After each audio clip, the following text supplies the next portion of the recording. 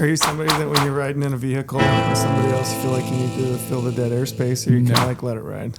I can just let it ride. Porter once when we were hunting last year, he's like, bro, you going to talk right now? And I'm like, I don't have anything to say. We just got done hunting and glassing and sitting next to each other and we were talking the whole time. Like, what am I going to say now in the vehicle? We're just driving back to go to camp. And he just like wanted noise in the vehicle. He's like, he didn't want to listen to radio. But he's like, I just want to chat it out. Just like, fill the air with something. Yeah. So I had to like make up a bunch of stuff to talk about. Sometimes I just like being silent. Yeah, and I agree. And I like being comfortable with somebody enough to the point where it's okay that you both can just sit there in silence and neither of you feels awkward. Yeah, that's true friendship right there. Yeah, you don't feel like you have to fill the space. Yeah, I agree. Let the mind just relax. Yeah. Yeah. So we should do it on a podcast today? Just let it relax? Just sit. I don't know if people would enjoy that much. Maybe they would. No, they probably wouldn't. I want to do that either. I want to hear your thoughts, Trail. You got a new Softy hat on. I does. You do? No, I said I does. Oh, you does? You meant to say that? Yeah, I did. Gotcha. I was going to correct you like a 5th grade English teacher. No, yeah. Got the Softy 2.0 in Blaze Orange. It took us a long time to get it Blaze. Yeah. I'm not sure the exact work that went into it, but I heard it was impossible before. And then we finally figured out how to get it, or probably had to do enough quantity. I remember seeing samples that were just not Blaze. Not Blaze. Yeah, not Blaze. And so we finally got the right color, and they're awesome because they're so comfortable. Yeah, that's been a request for a long time. I know people always want us to do a Blaze Softy. Yep. So that's going to be a perfect late season hunt on some of those states or other states that are early that require you to wear an orange hat. Do you rock the Softy on a rifle hunt? I will now. I definitely will now. Gotcha. Uh-huh. Are you going to wear one on your hunt? Your big deer hunt? No. No. No? Not required to wear orange there. Not required at all? No. Well, I didn't know that. Mm-hmm. I should know that, but I don't. Probably because I don't rifle hunt that much. You should, Trail. Yeah, that's interesting. I mean, you got your hat on too. I do. I don't know what this one's called. Twin tines, 2 tines. $2 on there? 2 chains. 2 chains? I don't know. That's a slick hat. Yeah, it's not a bad looking hat. It's got a couple of muleys. I should probably take it off, right? Since it's got a couple of muleys on it. You probably should. Nah. I saw a couple of good muleys this weekend. Yeah. Which is good. Yeah. It was fun to see that there's still some good bucks kicking around. Mm-hmm. They look healthy. I was talking to Omar yesterday. Omar killed a nice buck on the archery hunt. And we were talking yesterday about how quickly it seems that they go from that orange summer coat to that gray, like fall winter coat. It feels like it happens in like a week. Mm-hmm. But all the bucks I saw this weekend were all pretty grayed out already. Mm-hmm. Still in velvet. I think you probably got another 10 days or so before all of them are slicked off. But I think guys are starting to kill a few bucks that are hard horned. Yeah, I think Omar said he saw, maybe I'm getting this wrong. I talked to so many people, but I thought he said one of the bucks was stripped already. Gotcha. Yep. We're getting close. Yeah, we are. Yeah, but they definitely got that gray coat on. Yes, we're going to do a podcast today, obviously. Brady and I, just the two homies. Mm-hmm. You guys listened to the podcast we did with Erik last week. We got good response from that, so that was awesome. Hopefully that'll help people out. Yeah, I love guys like that. You can tell he's very passionate and does all the work required to be top of his game. For sure. Dude, I love a good elk caller. Somebody that's really good at it. It's so fun to sit and listen to make elk sounds. Yeah, I saw a couple comments on YouTube or like the last segment we just did the calling thing. Like, I don't know why we haven't made that into a reel on Instagram. Just like let them rip. Yeah. Just like that's it. Just sounds, and then maybe put that as, when people have like white noise makers or whatever on your phone to help you sleep at night. Mm-hmm. You should make that into something to help people sleep at night where you just listen to bugles. Like you would probably rock that, right? Yeah, that'd be good, man. I would love that if I got woke up by an elk bugle every day. Yeah. I could make that. Or you're talking about an alarm clock. I'm talking to help you sleep. Like, I just want to fall asleep, listen to some bugles. Oh, gotcha. No, I don't know if I'd like that, but I could definitely wake me up in the morning. Wake you up, that'd get you fired up. Yeah, bright-eyed and bushy till I'd be ready to rip. Mm-hmm. But yeah, that was good with Erik. Good dude. And like I said, it was fun to just sit and listen to him call and make elk noises. And I love that stuff. But kind of on the piggyback of that, I thought today we would spend some time talking about shot placement and I dove deep into pulling up a bunch of statistics just as far as like dimensions of an elk. Mm-hmm. So size of lung, size of heart, location. I thought it would be good to kind of run through that and then talk through some various setups as far as like where to aim, what position the animal should be in, whether you should take a quartering 2-shot or frontal shot, and actually do some talking about the dimensions of your kill zone. Mm-hmm. So that would be good. And hopefully that'll help people. I know that, the hunts are like full swing. There's definitely been a bunch of big archery bucks that have been killed already. I've been seeing a bunch of those roll in. Yep. Seen some big bulls. States like Utah and Nevada that have got archery seasons that open early. Definitely seen some giant bulls. That bull we were looking at earlier. Oh yeah, Nevada bull. That's my favorite bull of the year by far. Favorite, yeah. That bull's sweet. Yeah, did that get you going a little bit? Big old back scratchers. Looks like a cross between an elk and a caribou. I mean, that bull is just unique in all sorts of ways. So yes, it's old, mature, and it's bladed out sword. Big. So cool. Big, yeah. Yeah. Big antlers are awesome. Yeah. That bull I loved, and then I saw a big Utah bull that was shot early on, maybe even first day, in full velvet that looked like it probably had like 30-inch thirds and mass for days, which was super cool. So that was fun to see. But for most of us, I think elk hunting is kind of yet to come. I know that there's some people that are probably getting out right now. You've got states that open up like the 2nd of September, I guess, which today we're the 3rd. Today's the 3rd, yeah. So Colorado opened yesterday. But I think for a lot of people that are probably still heading out into the field within the next 2 weeks, I would say is going to be prime time for elk hunting. So I thought it'd be good to talk about shot placement. And hopefully a lot of people that are listening to this, maybe they'll listen to it on their way out to their hunt, Mm-hmm. So it'll be a good little reminder as far as like where to aim. And that's what I was kind of aiming for last week when we had Erik on, was just like last minute tips and tricks on calling elk, So I thought we'd talk about that today. We also have some just like news stuff I thought we should talk about, including this Roadless Rule, potentially being rescinded. There's a comment period that's open from now until September 19th. Mm-hmm. I'm going to read that here in a sec, but we'll dive into that and maybe cover it and just give some thoughts on it. And then just any other random rambling. I've been following along with Randy Larson. Hopefully he doesn't mind me using his name. He's a professor at BYU.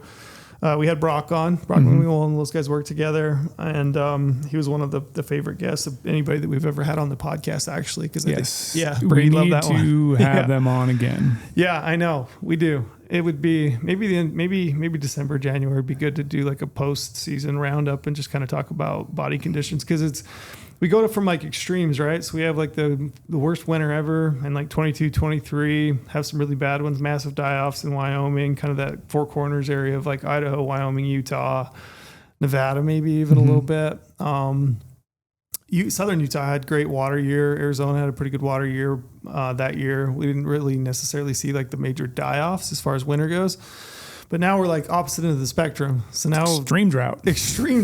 Yeah, like Southern Utah. Terrible. I saw Cedar City, which I live. I think it said 77 years, I think it's been since it's been this dry. So it's been really droughty. And he had some interesting stuff. So I thought maybe we'd cover a little bit of that and talk about it. And hopefully we can fit it all in. But I guess before we get into it, we should probably talk promo. Promo code, hit us, Trail. Promo code. You can use the promo code podcast. Super simple. Just podcasts when you sign up for a GOHUNT Insider membership.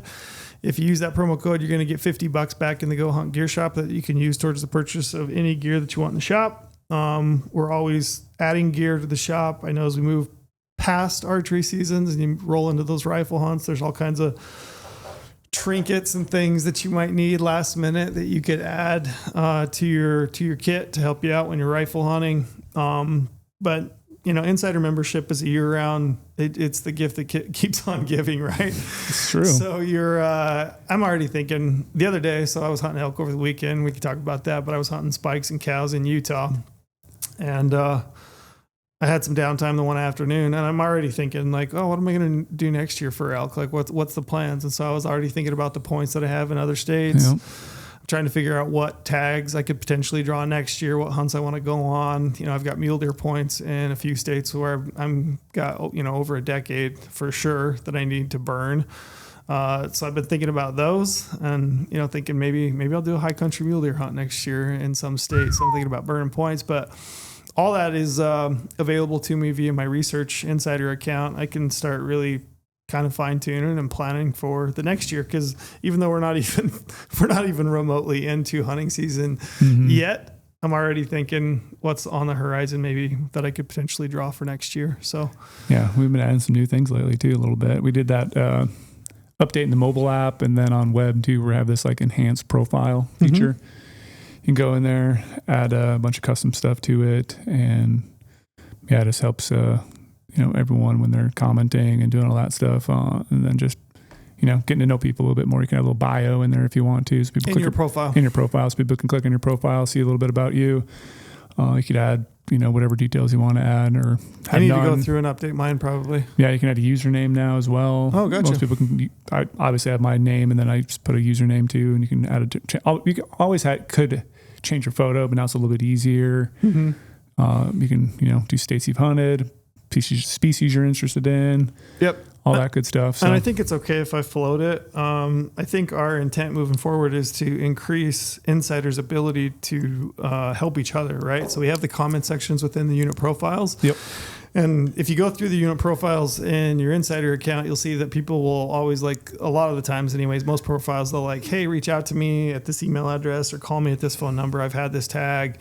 And we're moving towards making that more of a community feature and allowing people to much more readily communicate one to another and make hunt plans and get information from each other. Yep. So that was a big hint. Hopefully you got what that is. Yeah, I mean, I didn't come out right and say it, but we're moving that way. You could come out right and say it. I don't know when they're planning it to get it live and market it, so I don't want to say too much. Yeah, communication. Yeah, it'd be good. Peer-to-peer communication. Yeah. That kind of gives it away, but not really. Yeah, which is a huge value add, to be honest. It really is. I know that for me, like when I'm planning a hunt, one of the very first things I do is just cruise any kind of available public information that I can find.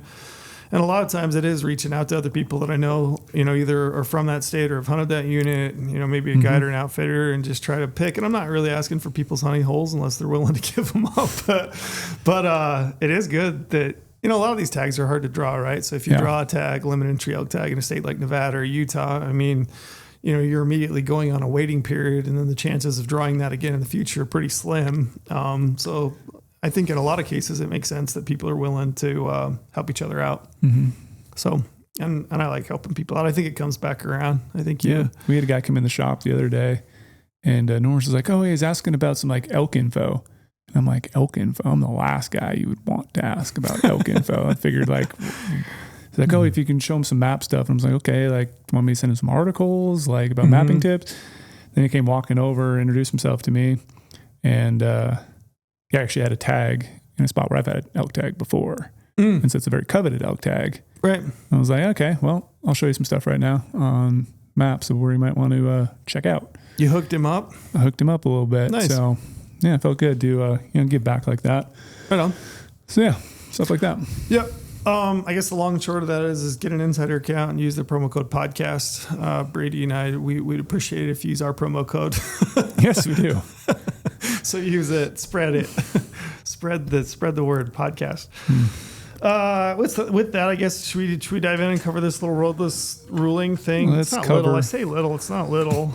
It's got the potential to be pretty gnarly. So I guess I'm going to read some of this basically so I don't screw it up too bad. But so it says the USDA will publish a notice of intent to rescind the 2001 Roadless Rule protecting millions of acres of wild areas in the national forest, including 4.4 million. I got this from a site in California, which I don't know if I should have done that, but including 4.4 million acres in California. The total number of acres I looked at down here, it says it would apply to nearly 45 million acres of the nearly 60 million acres of inventoried roadless areas within the National Forest System.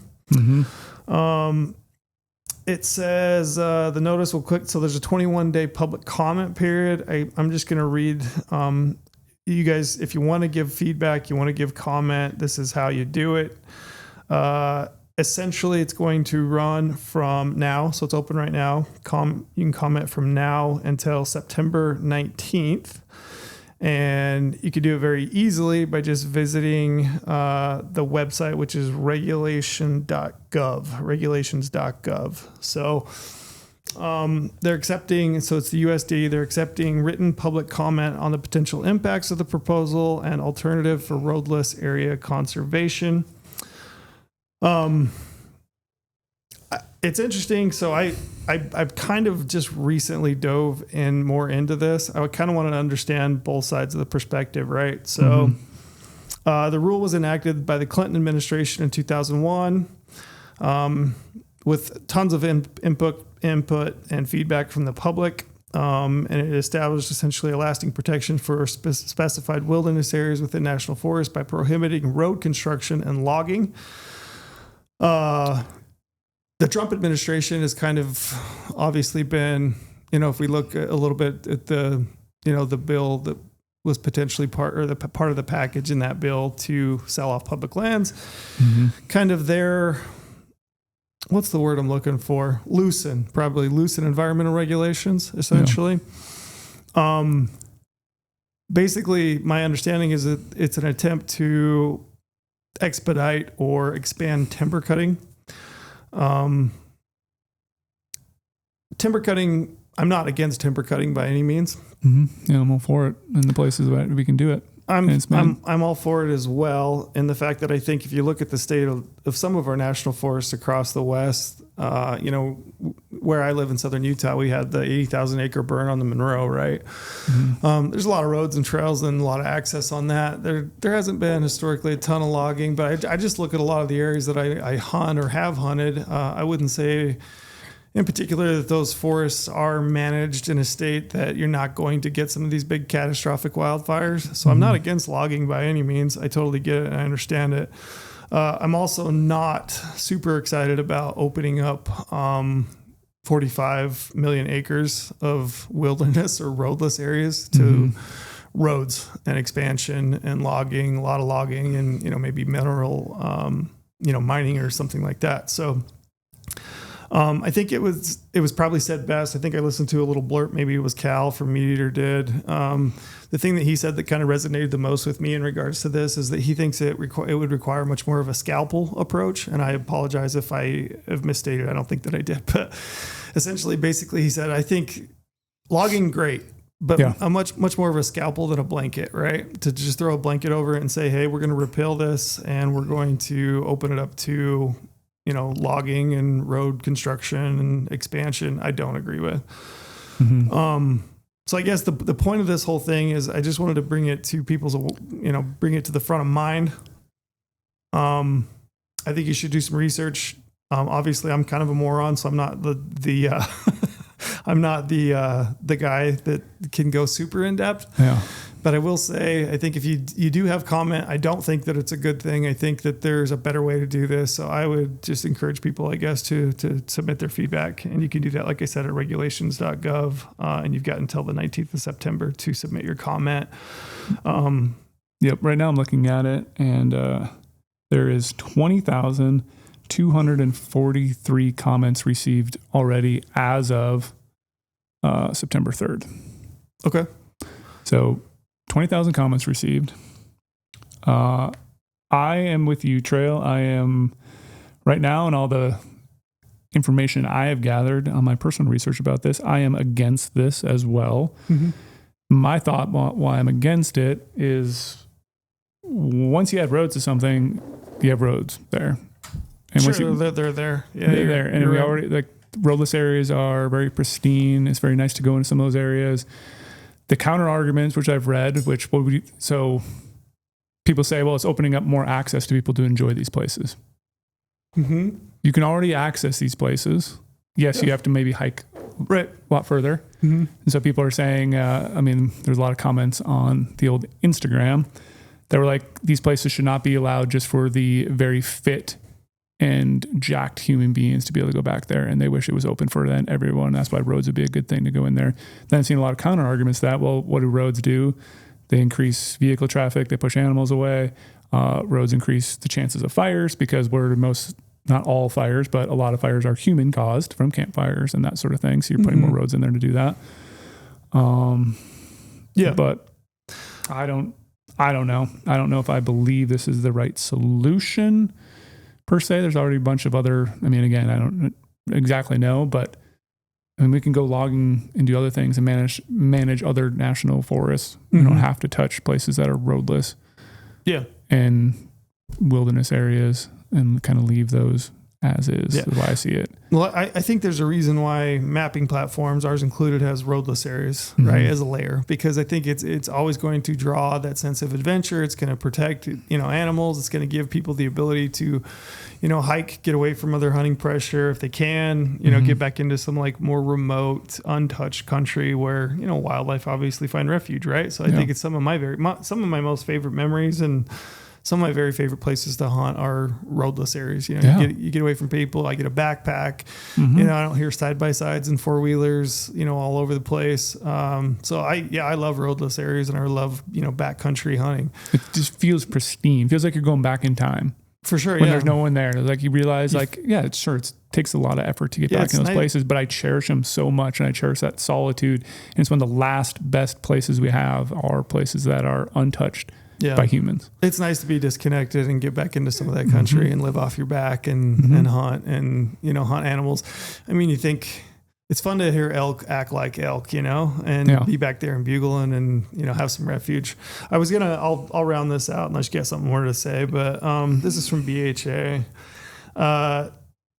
So BHA basically, quote here from an article they put out, said, rather than abandon this proven framework, which was this roadless act or rule, we encourage the USDA to look at alternatives to refine the rule and create an enduring framework that safeguards our backcountry hunting and fishing opportunities while working to adapt to today's wildfire challenges. Walking away from it altogether likely enhances fire risk, degrades habitat, and erodes the backcountry character that is essential to our outdoor heritage. So I agree wholeheartedly with that statement. Not against logging, not against production by any means, but I would like to see a much more refined scalpel approach to the problem than just repealing it and basically saying, we're gonna just build roads and cut it into roadless areas and log it and nuke it. Yeah. So that's a tough one. Anyways, close that out. September 19th. Submit your comments. Yep. Submit your comments. Cool. I thought it'd be interesting. So you love mule deer, right? Absolutely love mule deer. And then we'll dive into shot placement, but we're a little bit all over the place, but I think it's okay. So I thought this was really interesting. We're talking a little bit about fire, right? Just barely, and logging and that kind of thing. So we've had this burn, the Monroe fire, which is just north of where I live in Cedar City, right? The Monroe Mountain's a unit that I've spent a bunch of time on actually when I worked for the Forest Service. One of the questions that I think I've had this question recently, actually, from guys that have drawn tags, and I've had it over the years. People asking, like, what animals do when you get hit with a wildfire, right? Yep. So I thought it was kind of cool. And again, I'm going to borrow this from Randy Larson. Hopefully he doesn't mind. But basically, he had this diagram of a doe, and he was like, what does wildfire do to wildlife, right? So I thought it was interesting to touch on. He said that they haven't lost any animals that they had that were collared on that unit, which is cool because that was nearly an 80,000 acre burn. I think it's 95% contained at this point. So he had a diagram there on his Instagram page of a doe, and this doe was up on her summer range. Essentially, it looked like what she did is she just kind of skirted the edge of the fire and migrated to her winter range and spent some time in her winter range. And then it looked like she migrated back. That's crazy. Yeah. So she just went like a little out and back, right? She went on a little jaunt to essentially avoid that fire. But I thought that was really it was interesting. It was cool to see. He reiterates that it's important that we try to maintain migration corridors, and then also summer range and winter range, so that those animals have somewhere to go. But I thought that was really cool just to see. So, what animals do when a fire blows through, they move. They move. That's what they should do. Yeah. And it's important to have those places where they can move to, obviously, even during the summer when they wouldn't be going to their winter range, but have the option to, I guess, to get away from this. And then obviously she's moving back. Yeah. So this doe is already moving back currently? Yeah, basically. So I'm trying to find the actual language that he used, but basically he kind of indicated that it looked like for a time frame she moved, and it looked like she migrated back, is what it looks like based on the little diagram that he had. So you can kind of turn around and use some of this stuff too. They always say like, oh, when should you go hunt a burn after it's been burned?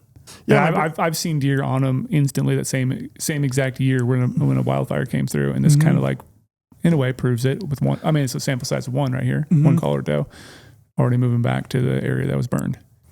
Obviously, that area is no longer burned, probably in the area that she's moving back into, but already moving back because it's the place she wants to be. Yeah, my brother was asking me this weekend what animals do when I burn, like how far, when do they move back in? And I remember having a conversation with a guy that I know that does some guiding, and he guides in an area that burned last year or within the last few years. Anyway, I know that they had some archery hunters, and essentially they were killing elk. Like, so archery hunt ended, they filled those, they helped their clients, and then they had a couple of rifle permits, which is right after the archery hunt. So late, mid-September. So like 20th, 25th, something like that. They killed bulls in the burn, like same year. So that burn had gone through in like June, July, and they were back in there hunting elk, killing elk in September, which is interesting. And then I got to thinking about it, and my brother was asking me about it. And I think it depends on the burn, the type of the burn, the intensity of the burn, what's the vegetation like, can it grow back easily? Yep. Are you getting some moisture right afterwards to then regrowth some of that stuff? Yeah, exactly. I think the timing of the burn. So maybe if it's early summer, June, July, maybe you get a little monsoon rain in August, and you get maybe a little bit of regrowth popping up. Yeah. And then also, I mean, does the burn absolutely nuke the landscape? Like, is there no standing live pockets of timber? And I think he notes here that it kind of mosaicked out, right? So you've got some areas that burned really hot and intense and, leveled everything. There's really no understory. And then you've got some remaining live pockets of timber. And I think as long as you've got that kind of framework, I think those animals probably move right back in. And then I think it gets progressively better. And I've always kind of thought maybe that like 10 to 15 year window is kind of the most prolific and, productive for forage. Yep. But yeah, that was really interesting. The other thing that he noted that I thought I would just talk about a little bit, he put in here a graph, and it's a north to south gradient in 6-month-old survival of mule deer fawns in Utah. And he says it's bookend by the highest survival in 10 years on the Cache, so northern Utah, to the lowest in 10 years on the southern unit, so the Pine Valley. And he talks about drought, right? As we talked about it earlier, but it was crazy to see kind of the various gradients of survival of fawns. Drought, man. Drought is so hard. Drought's one of those big killers that you hate to see. Yeah. It's just so even crazy. After all the wet years down south, southern Utah, and then a year drought, you're instantly seeing fawns dying. Yeah, and it's interesting that the severe drought, obviously. I would say last year was pretty droughty. Yeah. Winter was not great. Not a lot of snowpack, not a lot of rain. We have gotten some rain like the last 2 or 3 weeks, which is nice and it'll help. But I think for the most part, man, I just wish we could get some consistency. We need Mother Nature. All you guys that are, into that woo-woo stuff, if you guys could just do some rain dances, do some rain dances or whatever it might be. But yeah, if we could just get some like consistency where we just get like 100% of snowpack, and then maybe some monsoons in the summer where it just wasn't these extremes of like hard winter, super drought for years. They're constantly facing something, whether it's, all, like I said, drought, winter kill, and then you got roads, and then you got winter areas, summer range, like all this stuff keeps being touched, and you just have a rough time right now. Very, very rough time out there. Yeah, I did see a lot of fawns, which was great. Saw a lot of fawns that were, twins and with does, and which was good. But yeah, we just need some consistency.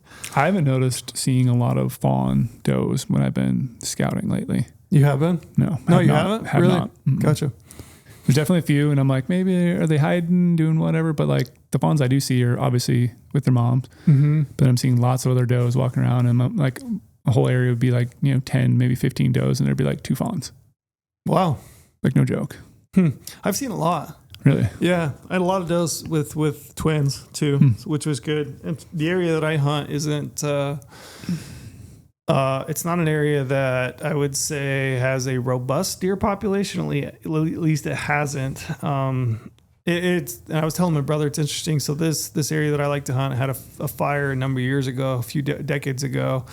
It's been interesting in my lifetime to like see the conversion of early succession species like grasses, some small forbs and stuff, to now where I go out on that landscape and it's like a lot of rabbit brush. Well, in the bottoms, there's some rabbit brush, but a lot of bitter brush, a lot of sagebrush. So like a lot of those big benches and stuff are now like the dominant species is sagebrush, which is great for mule deer. And it does seem to me, at least like in the last maybe 5-6 years, as I've been, hunting that area more intensely, like I'm seeing more deer, more fawns, more does with fawns. Like it just seems like it's coming back. I don't want to dive too much into the deer things. I want to get to elk shot placement. Sure. But is this because of Utah does a really good job of reseeding after fires, or is it just naturally coming back? I think it's just natural progression of things. Initially you have a fire, you're going to have that early succession species, which are going to be your forbs, your small vegetation. And then you're going to have your grasses that are going to come back. And it just takes time for shrubs like sagebrush, bitterbrush to establish and compete. And then once they do, they start to branch out. And then your dominant species then becomes your browse species like sagebrush and bitterbrush.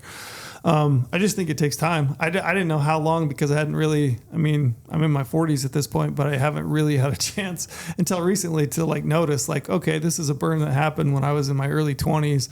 And now 20 some years later, 25 years later, I'm actually seeing and observing, and it's a unit that I've hunted enough to like, I can actually physically go out on the landscape and I can remember when it looked like this and now it's starting to look like this. Like I can definitely see the transition, which is pretty cool. And it feels like, it's good for deer. Yeah, that's good to hear. Yeah, it's neat. Yep. Shot placement. You want to talk shot placement? Let's talk shot placement. What do you know about it? Put the arrow projectile in the right spot and you'll get the correct result. Yeah. That's what I know. What do you have any like hard rules or anything like that? Like over the years, like, you remember going through hunter safety. It's probably been many moons ago. But do you remember what they teach you? Broadside shots only. Is that what they taught you back in the day? Yeah, broadside. I remember we talked about, like, I took my youngest kid through hunter safety and they talk about like quartering away shots a little bit. They talk a little about shots you shouldn't take. Picking where the arrow is going to exit, not where it's going to enter, that sort of thing. Yeah, that kind of thing. But yeah, I don't ever remember like getting dimensions. Do you think, maybe they're just taking the basics and be like, all right, here's an animal. This is where you should put it, but not diving in any further than that. Yeah. Yeah. So I thought we would talk about a little bit, maybe one of the best things to do is we can just dive in and talk about measurements. I thought this would be interesting because I think I've killed a lot of elk, killed a lot of deer. But I didn't know that I've ever really like dove in and kind of pulled some hard facts and figures about the dimensions of an elk. Mm-hmm. So basically what I found, height. So from the belly, the brisket, just behind the front leg to the top of the back, which is kind of where the hump is on an elk. Yep. Anywhere from 28 to 32 inches. Okay. So roughly 30 inches would be 30 inches is roughly it. I read a bunch of forums where people had said, I actually measured I was surprised there's a lot of people have actually taken this measurement. I think it's becoming more popular to do anatomical measurements on your animals so you know exactly what you're dealing with. Yeah, I think it's interesting for sure. So I would say anywhere, 28 inches to maybe 30, 32 inches. So, okay. Roughly, what is that, 3 feet? Just 36 is 3. Yeah, 36 is 3, so a little less than 3 feet. Mm-hmm. Width of the chest cavity. Okay. You have any ideas what you'd think an elk would be? Width, so you're looking straight on? Yeah, straight on. So, yeah, width. Okay. What would you 22? 22 to 24 inches. Yeah, that's what they say. So about 2 feet wide. Yeah. So you're essentially like 2.5 feet from hump to brisket. Okay.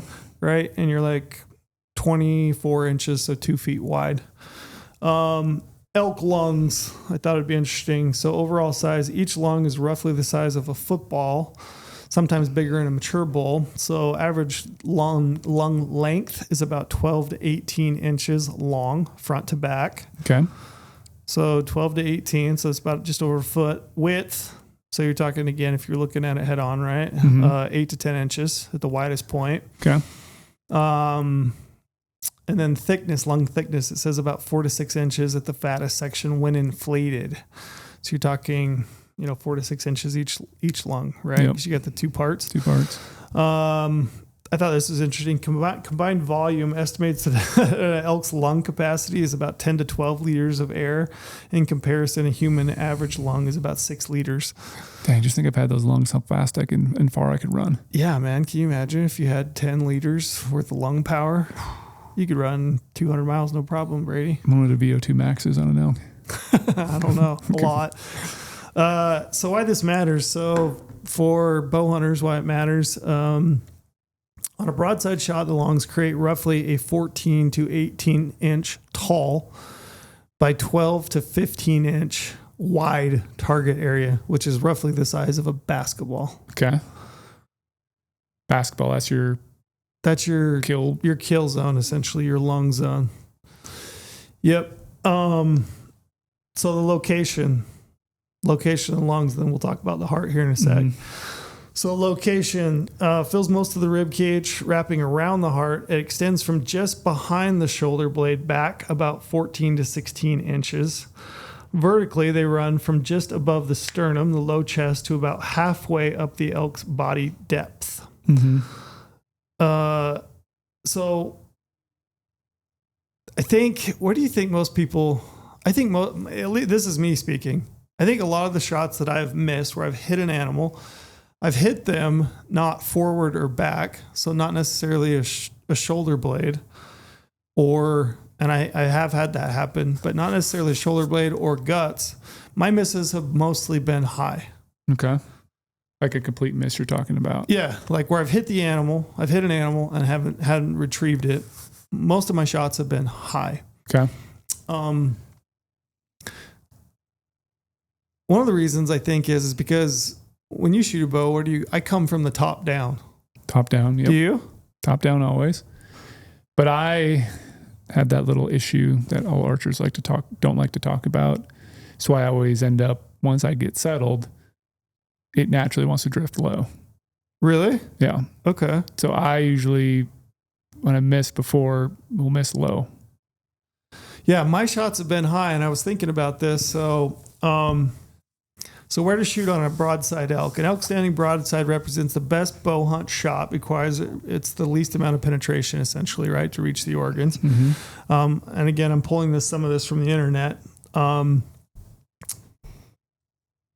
Adjusting for the needed elevation correlation in the aiming spot, you find the best aiming spot on a broadside elk standing by going up the back of the front leg, third to halfway up the chest cavity, and just a few inches back.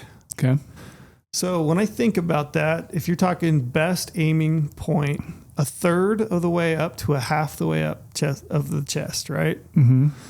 I think a lot of people, maybe I'm just speaking for myself, but I think my primary aiming point has been probably too high. Because you're not leaving yourself much room above. Yeah. See what I mean? Yeah. The other thing I was thinking about is like when I aim at an elk coming down on it, if you've got any target panic or if you are rushing your shot, if you're like, okay, pin, hide, and you're coming down from above, I think there might be an indication to rush a shot, get a shot off high, which is one of the reasons why I wonder if that's the reason or causation because why I might miss high. Do you find that some of the elk you're shooting, are they hearing string and kind of loading the body to move too? So they're also kind of ducking down a little bit. So it's accentuating that high shot to be even higher. Yeah, see, that's interesting. So I've only ever had one elk that I would say that I think ducked the string. And I know for a fact that he did because we have it on video, but there was a knot on a tree, essentially aspen tree, and you can see, and it was about a 55-yard shot. But from the time that the string went off, to the arrow, you can see he probably ducks, I would say 8 to 10 inches. I've only ever had that one happen one time, but it's certainly a possibility. I think elk are much less likely to duck the string than a mule deer or an antelope or something like that. Certainly like, an access deer, I think, which absolutely comes uncorked, or a coos deer, which is crazy. But I think if you're going to err, I would say err to the bottom third of the body. Okay. Bottom third. Are you also erring on the fact you don't want to come towards the shoulder, and you're going to go more mid body then too? Or am I jumping ahead of what you're trying to get to here? No, you're great. I would say, man, I read something the other day online when I was kind of prepping for this. I read where a guide or an outfitter had said, and this is for whitetail, but you could take it for what it is, right? So if you're gonna miss back. Okay. Don't miss forward. He said that, again, this is a guided hunt in a more controlled environment, but basically he said they find like 95% of the animals that are gut shot in the abdomen, which is obviously not a great death for an animal. And we can talk a little bit about that here. 95%. Yeah. Okay. I am one of the 5%. That didn't find one. Gotcha. Yeah. And I don't think it's like, and maybe that's high. And like I said, it's a controlled environment, and I don't know. I don't know the complete, process that those guys are using, if they're using a dog to find it or whatever it might be. But I would say back is better than forward. If with the bow. With a bow. Yeah. With a bow. Yeah. With a gun. Yeah. I'm speaking specifically of a bow. Yeah. Broadhead. Obviously a gun, you put it through the front shoulder, you break the shoulder blade, you'll kill the animal, right? Yep. The shock. But I would say with a bow, I think back is better than forward. So for me, I'm aiming, maybe 3 or 4 inches off kind of that crease, if you will, and half to a third. So lower. Mm-hmm. And this is a good reminder for me because, like I said, the shots that I have not had great luck with, I feel like my aiming reference has been too high. Yeah. So then you're hoping at that point, the only thing you're really saving grace is catch top part of the lung. Yeah. When you shoot high, that's all you have. Where if you do go lower, you got the heart, you got more lungs right there. You got a lot of stuff going on in that area that you actually could hit. So yeah, to me, it does make sense that you should go lower. Obviously not talking brisket, but like you're aiming that lower, that third body up, whatever, a little bit back, about the same distance back. And that's where you should aim on an elk. Yep.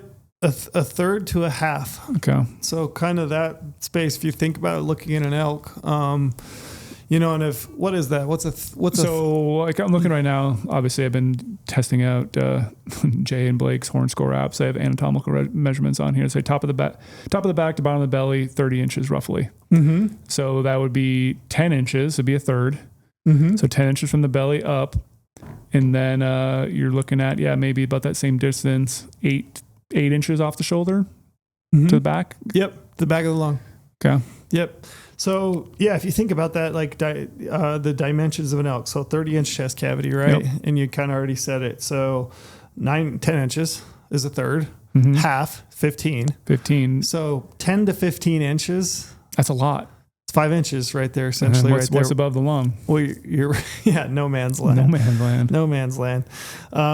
And we talk about that, right? So that space between like the top of the lung, bottom of the spine.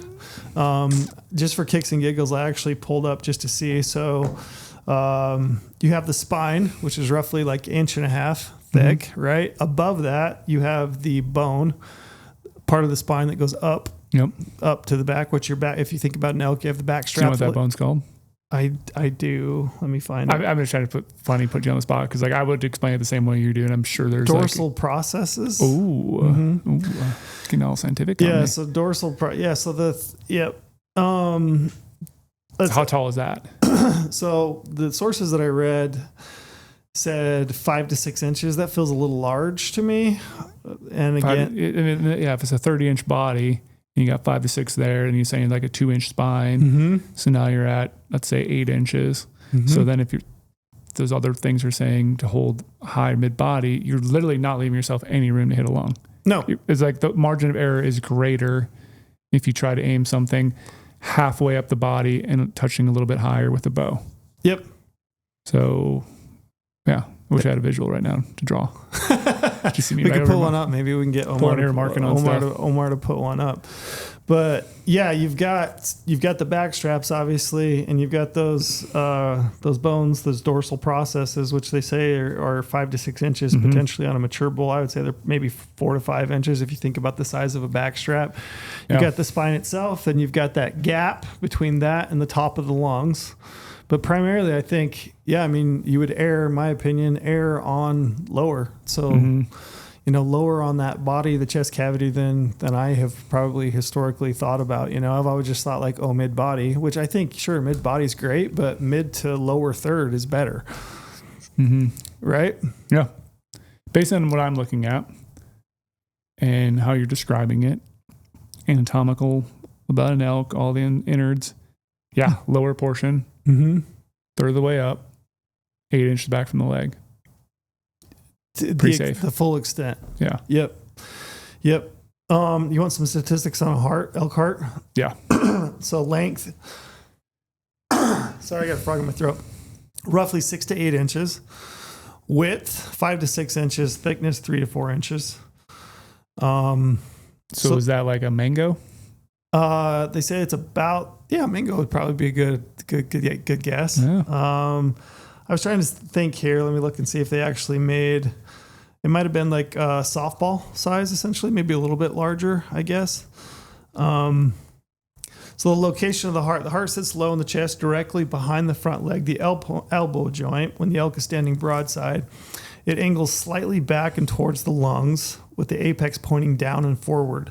Imagine a vertical line straight from the back edge of the front leg. The heart lies just behind and above that line. Broadside elk, the heart is a third away up the body from the brisket line. So if the chest cavity is approximately 30 inches, the heart is approximately 9 to 10 inches from the bottom of the brisket. The heart is 9 to 10 inches from the bottom of the brisket. Yep. So again, that's that third area. That leaves you more margin of error for the upper part. Yeah, to hit things. Yep. Do you want to know about elk liver? I don't know anything about elk liver besides for it's tasty. Yeah. So elk liver, the length, 14 to 18 inches, height, 10 to 12 inches, thickness, 3 to 4 inches, it says. It sits back and behind the heart and the lungs.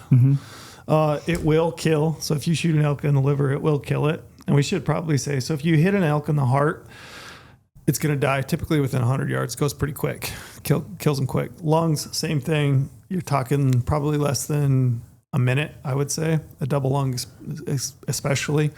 Heart blood, it's going to be bright blood. It's going to bleed profusely because it's going to hit low in the body. Usually your impact point's low in the body. In a heart shot, they're going to bleed like crazy because it's a low shot. It's close to the ground, close to the bottom and part of their chest, and it's going to bleed like a mofo. And then lungs, obviously, they typically bleed pretty quick. And the telltale sign of a lung shot, you're looking for that frothy, pinky blood versus a heart shot, which is kind of that bright red color. Okay. Liver, not bright, kind of a greeny, dark color, almost like a maroon color, right? Heart shot, lung shot, they're going to go pretty quick. Liver will kill them, typically 3 to 4 hours. 3 to 4 hours, damn. They say. And then you can, usually when I shoot an elk, I think one of the first things you should do is just check your arrow, right? Look at your arrow, see what the blood looks like on your arrow itself. Is it meaty? Does that have meat on it? If it's meaty, it's probably not a great sign. Telltale sign maybe of a back strap or shoulder hit or something like that, or even a hind quarter. If you really don't know where you hit.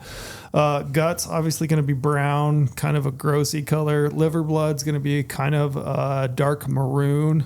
A lot of times they'll hump an animal when you hit it in the liver. It'll kind of hump, take a few steps, and it looks a lot like an animal that's gut shot. Yeah. Kind of that traditional like hump up, and they're just not feeling great. And they won't go normally very far, but they will lay down and die, but it usually takes 3 to 4 hours is what they say. But if you add it all up, right? So you've got lungs, liver. So lungs and liver, you've got about a 25-inch window there. It's a pretty big hunk of real estate.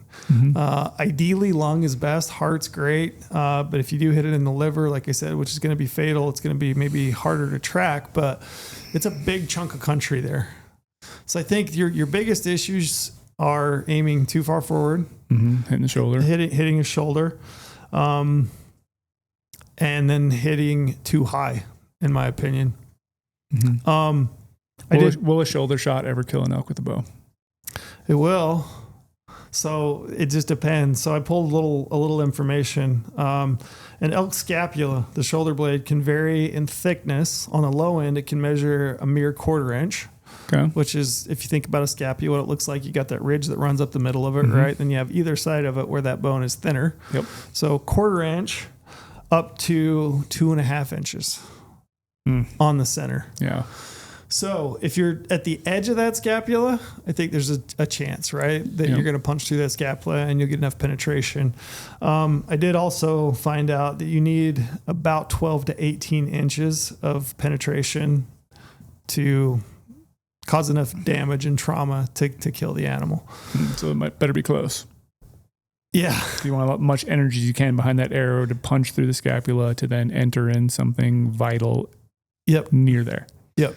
So to that question, if you hit it on the 1/4 inch part of the scapula, there's a high likelihood that you'll punch it through, I think. Okay. If you hit it center of the scapula, which is 2.5 inches thick, every broadhead test I've ever seen where people on YouTube have shot an arrow into the center ridge of that scapula, it's not penetrating enough. It doesn't matter, at least in the videos I've seen. You might be able to prove me wrong here. Maybe somebody has. I haven't seen it in the testing I've seen online, but essentially, like, you center punch that ridge, that scapula, where it's 2.5 inches thick, like, you're not punching it through. So all those guys who want to shoot a 600 grain arrow, because it's got so much energy, momentum, penetration properties, and they claim potentially that they're going to bust through an elk shoulder. Probably not going to happen. Probably not going to happen unless you hit it right in the thin part of the scapula. Yep. Yeah. Which, you can debate broadheads all day long, but I just don't think it's better back than forward. I mean, you've got a big chunk of real estate there behind the shoulder blade that you'll effectively kill an animal as long as you're low half to a third lower in the body than you will if you aim forward. Other interesting things that I found: elk rib, approximately 1 inch to 1.5 inches wide. Okay. And then you have about 1 inch between ribs. So, it's a softer tissue though. And everything that I looked at, pretty much anybody's broadhead's going to punch through ribs. It's just a softer material. So it's going to break through it. So you're not going to be like, oh, I'm the one unlucky person who squared a rib. I'm not going to say it's impossible. I'm just saying, for the most part, it's a softer tissue. Most likely it could hit and slightly deflect, and those ribs do kind of move. Yep. And so most likely it's going to find its way in there. A little more pliable. Yeah. Okay. Ideally, you want to hit between those two ribs, right? But it does make a case. It's interesting. Like if you, if you're shooting a 2-inch expandable, if that expandable is like set in the fact that it can't like pivot like a Sever or a Beast broadhead where you've got the spring loaded, those have got some give to them. It is interesting that you may, you probably increase your chances of getting some deflection trying to punch it between two ribs unless it hits vertically. If it hits horizontally between two ribs and you're shooting a 2.3 inch broadhead or a 2-inch broadhead, you're probably going to get some, some deflection. So it could be going in straight. All of a sudden hits there and deflects, and I was kicking back. Could. Or kicking forward. Don't know. And you could miss some stuff. Wow. So you guys who say like, oh, I hit it right on the shoulder, but it may have deflected on a rib and you don't know because obviously you didn't recover the animal. Yeah. Quartering away. So quartering away shot. You kind of already touched on it a little bit, but for me, a quartering away shot, it's the same as far as the height goes on the body. But I always look for the biggest tip I could give you in regards to quartering away is aim for the opposite front leg. And it may have to change a little bit. Like if it's quartering real hard, I may not take that shot because I don't necessarily want to like punch it right through, guts, liver, and one lung. But on a slightly quartering away, my advice would always be just aim. You got to kind of picture where that opposite front leg sits. And if you punch it right through there and you're aiming for that opposite front leg, you should get both lungs. What do you think about? There's a lot of people that say quartering away shots are not great shots to take. Have you Is heard it because that? people are just concerned about not getting 2 holes? Because it could hit that opposite shoulder and lodge in there. But then my counter to that would be if you hit the opposite shoulder, it lodges in there, and then the animal's moving, arrow snaps. Now that's more things in there that's going to be destroying all the vitals with a couple, 2 pieces of a broken arrow. Yeah, so that's one argument. The other argument is the elk stomach. So if you're shooting a quartering away that's hard quartering away, and elk stomach's full of grass and browse, can slow or actually stop an arrow from reaching vital organs. I don't know. What do you think about that? I mean, everything's so like, I don't know. It's like it has material in there. Obviously, it's grass and stuff, but like there is also water and all sorts of stuff, bacteria breaking stuff down. So it's actually like your arrow's still like, not lube is the right word, but like there's still some lubricity as it's going through there. Sure. Yeah, it's not like you're hitting a bunch of dry material from the hayfield. You know, yeah, like it's a hay soft bale. tissue, right? Yeah. If you think about an elk stomach, if you ever dove into one, it's a bunch of mashed up vegetation. Yeah, and it's pretty wet. Pretty wet. Yeah, I've never experienced this. I have shot at least 2 bulls that I'm thinking of off the top of my head that were quartering away. One of them more so than the other. In both cases, I did not get pass throughs. I basically buried the broadhead in their off front shoulder. Both of them were double lung. Both of them died really quickly. In fact, I watched the one bull die probably less than 100 yards from where I shot him. I love the quartering away shot. It's as long as it's not too quartering away, right? Yeah. So I guess my advice and my thought process is if you're aiming or you're having to aim behind what you would think like the last rib is, it's probably not a great shot. Probably too much of a quartering Probably away. too quartering, because then at that point, I think you're really only probably going to get that off front lung. Yeah, you're not going to get that front side at all. Yeah, you probably miss it. You probably get liver and lung, and it'll probably kill it. I just don't know that you're going to increase the chance of like a good blood trail and then probably finding that animal. And you're probably going to get some guts on it for sure. Yeah, this is a totally different animal, a lot smaller. But of all the antelope I've killed with my bow, the majority of them, for whatever reason, I'm always spotting and stalking them. I've never killed one from a ground blind yet. But they're always kind of walking away from me. The last little bit when I'm stalking them, I haven't really always had a perfectly broadside shot, so I was always quartering away. And I literally have in my freezer still, I was looking at the other day when I was doing some organizing, I have 2 opposite front shoulders where I have the broadhead still like embedded into it. And those antelope died in like 20 yards. So hard quartering away, not like too hard, but like goes and hits the opposite shoulder. My arrow, like I said, broke. And literally no joke, the antelope was dead in like 20 yards, 30 yards. Yeah. Like they pile up super quick. And that's an antelope, it's not an elk. But it's like, I always like a quartering away shot. It's always been a great one. So this antelope that I just shot, a month ago, I guess at this point, has it been a month? Yeah, it has been a month. Dang. So it was slightly quartering away. Same thing. I hit right. If you think about an antelope, you've got the square, essentially white square. You can picture it on an antelope. Hit right behind the pin, quartering away, and it went through and went through the opposite shoulder blade. But this is even on an antelope. You think about an antelope scapula, it's not even compared to an elk, right? But that broadhead only went through maybe 1.5 inches on the other side. So I did get, 2 holes in the animal, but it punched through. But you got to be careful with those scapulas. Yeah. I should bring that bone in and show you once. Because I think it's a G5. This was like no joke, probably like 2009, 2010.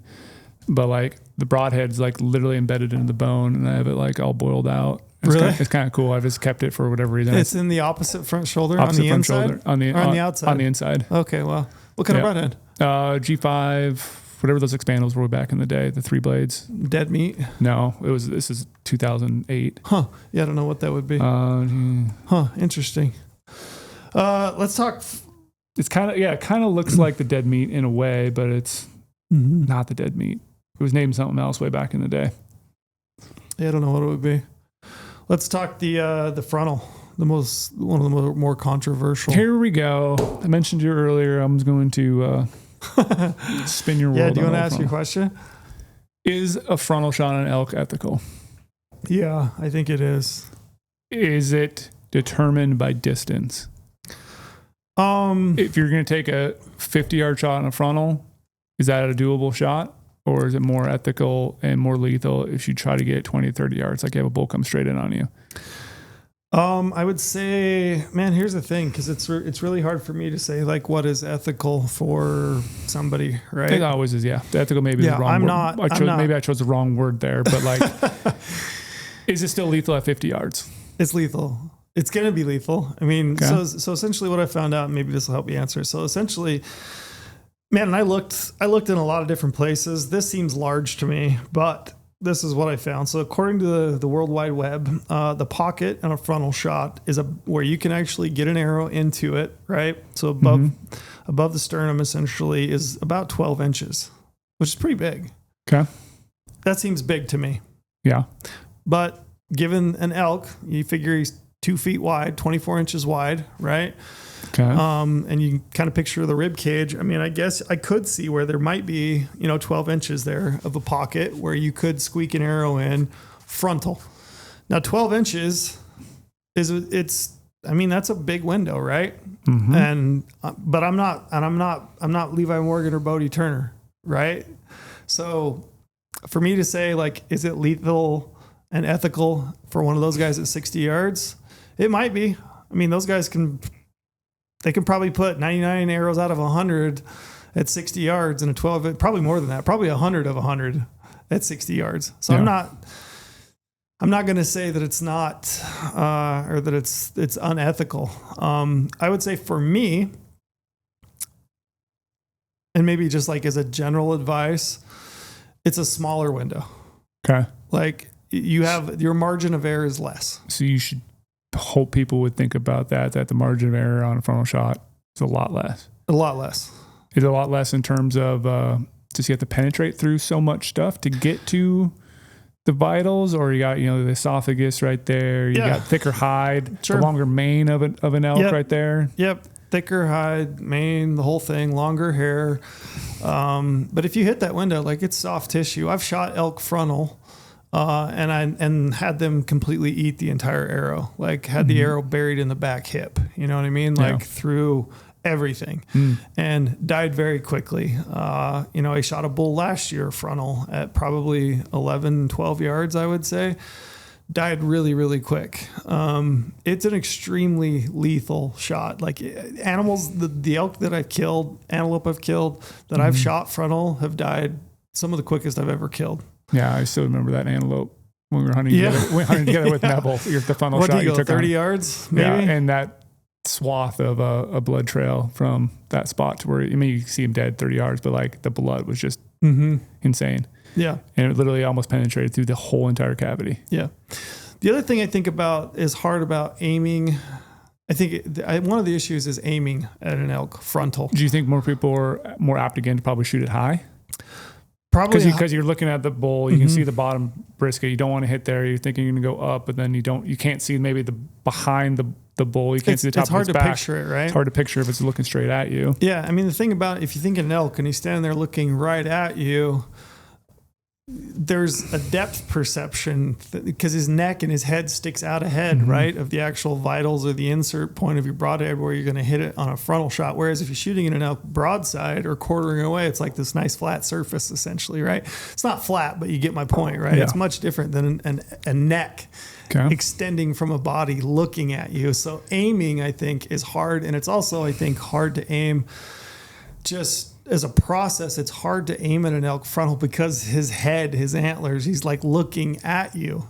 Like it's just hard to aim. It's way more nerve-wracking in my opinion, I think. So I don't know that it's unethical or ethical. I think it depends on the individual. I think it depends on your abilities, to keep your shit together and actually make and take that shot.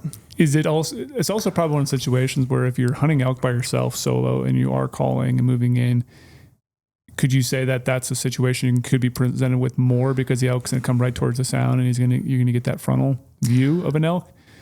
Yeah. And you're hoping he's going to turn at the last second, but a lot of times they don't. And all of a sudden he's at 12 yards. And it's like, what are you doing? He's at 12 yards. He's going to run away. Yeah. I mean, I read online here, somebody had said like, oh, it's, kind of a rare occasion when you're going to be presented with this frontal shot. In my experience, it's super common. Yeah. Like, I would say more times than not, I'm presented with an animal, an elk, when you're calling it in, where it comes in and it's frontal. Can I ask how many bulls have you killed frontal? Do you remember? 3. 3? Yeah. Which is it happens. It's not insignificant. Yeah. Yeah. Like it's a decent number. Have you ever passed on a frontal shot? Yeah, I have. I'm just thinking about what was it the now. situation why you decided to pass? And that's the other thing. It wasn't quite exactly straight on. Yeah. See, and here's the thing is like, I've hunted enough and I've been out in the woods and experienced like calling situations and had elk in and out of ranges. They can appear different, right? So like you could shoot an animal and you're like, yeah, he was perfectly broadside. Then when you get up to the animal, you're like, actually he wasn't. He was slightly quartering away or quartering to, you know, just the perception of that animal. And I think you could probably get that the same thing. And that's probably an argument for taking frontal shots close so that you have a much more defined idea of the way that elk is actually standing, right? Versus if he's standing at 50 yards, you're like, is he totally frontal? Is he quartering to? I mean, it's kind of hard to tell, right? Yeah, because you could enter in that frontal if he's quartering to or whatever, then all of a sudden, boom, you're in the opposite shoulder, like instantly. Yeah, exactly. And that's taking a frontal shot. You know, you're worried about the 2 shoulder bones. You picture an elk, you've got those 2 shoulder bones that sit either side. And then you're worried about the sternum, which obviously sits low in the chest. So basically on a frontal shot, aim high in the center of the chest, so about 6 to 9 inches above the sternum, okay, which is the point of the breastbone, to target the heart and lungs when taking a frontal shot. Excuse me. While avoiding the heavy shoulder bones. So you don't want to be too far left, too far right. You kind of want to be, you know, if you think about you're looking at an elk's chest, he's 2 feet wide, kind of center. Okay. So right? And 6 to 9 inches high of the base. So you got the base of them, 6, you said, to 9 up, center between, obviously we said before, it's like 22, could be 24 inches wide. And again, it depends. Frontal is hard to determine because like full frontal, yeah, I would say that's pretty uncommon to experience in the woods. Like an elk that is fully frontal. It's a pretty fine line between being quartering to you, like too much, and being enough that I can actually snake an arrow inside the shoulder blade. I'm having a hard time with this one, Trail. You are? How so? I don't know if I would take the shot. Just me personally. Again, everyone else can do what they want to do. Mm-hmm. It just seems like the problem is though, you can get down, you're going to be hunting multiple days, day 7, finally this comes to fruition, bull comes right in, bull comes to, let's say 15 yards straight on to me. Mm-hmm. Haven't any opportunities since then. Would I take that shot or not? That's what I'm trying to think about in my head right now. Would you? 15 yards at a 12-inch pie plate? 15 yards, totally 12-inch pie plate. I don't know. Maybe not. I still think I might wait and hope it turns. Why? I don't know. I just don't know the frontal with the bow. I know it's lethal. I've seen there's a viral video out there. I don't know who put it out there, so sorry, but someone shoots this like kid. Oh yeah. Shots that bull in the front and just like stands there and all of a sudden just like boom, tips right over. Doesn't even take I don't think it takes a step. It's just pouring blood. Pouring blood. Yep. I guess you would have to know at that time, like you said, exactly where it's facing, your nerves, are you shaking or whatever, because a bull coming in is also pretty intimidating. Oh, yeah. It's a bunch of giant swords sticking out the top of their head. Absolutely. Especially when they're facing head on. And you're nervous that you're going to get busted. Is he going to run at you after you shot? Like, what? Who knows? But gosh, I mean, 12 inches is shooting a pie plate at 15, 18 yards is easy. Mm-hmm. I could probably do it left-handed. Probably. In the heat of the moment, day 7, last day of my hunt, if I got presented with that shot, would I take it? I don't know right now. I'm still saying in my head I probably wouldn't take that shot. Mm-hmm. But again, you're presented with those situations, and it's day 7, knowing all this stuff. This is why I think it's best to be educated on it and know the anatomical references of where their body sits, where their lungs are, all the vitals, all that stuff. Could play off into it.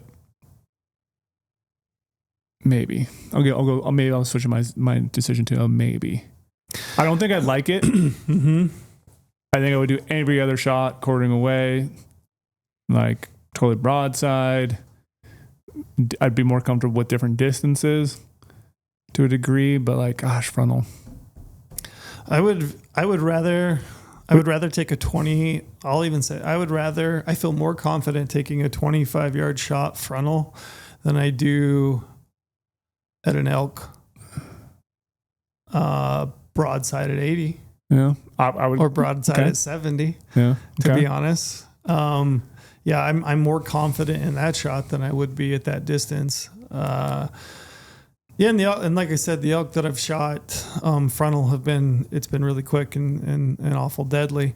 I mean, I think this leads to maybe like a larger discussion, right? So you said you don't know if you would or you would not. Like it's a maybe for you, right? It's kind of a maybe right now. See, yeah. And I would actually, this is something that like I've been thinking a lot about in the last year because I hit a bear and I lost it, right? Yeah.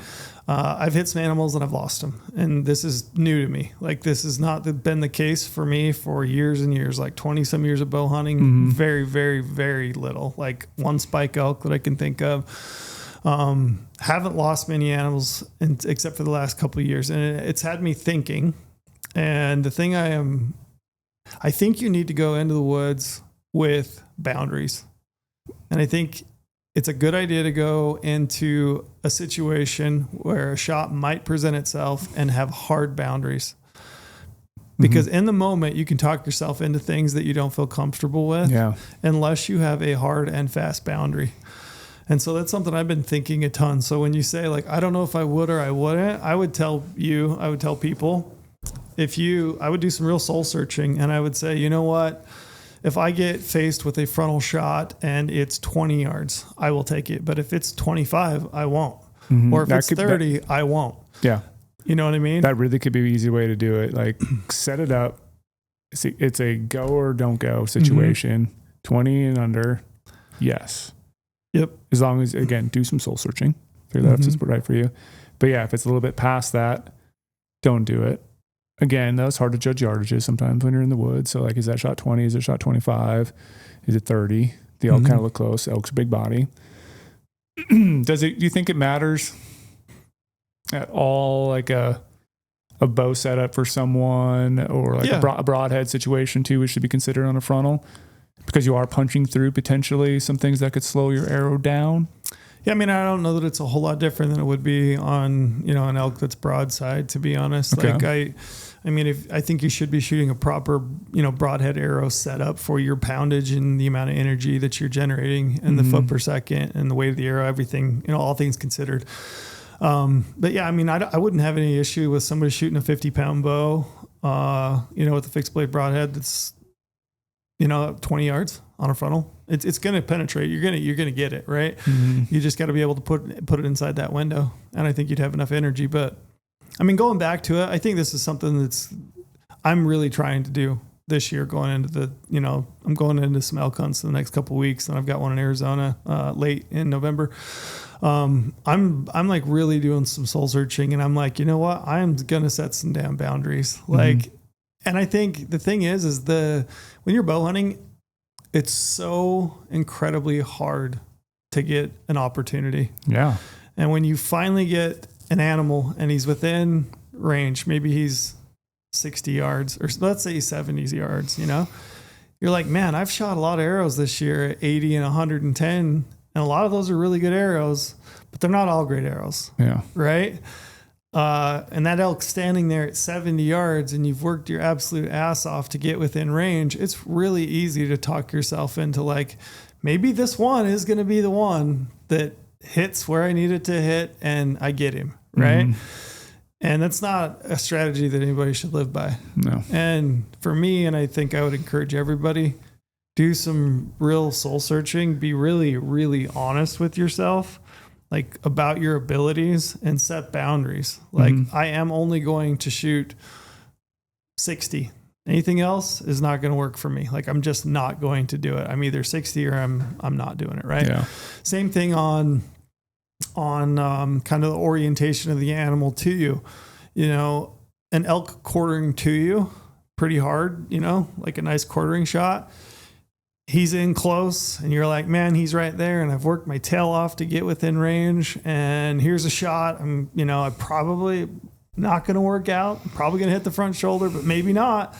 that's not a shot that you should take. So like, I think setting boundaries, even in the orientation of the animal, like I'm only shooting an animal that's broadside, or I'm only shooting an animal that's slightly quartering away. I'm not taking quartering 2 shots.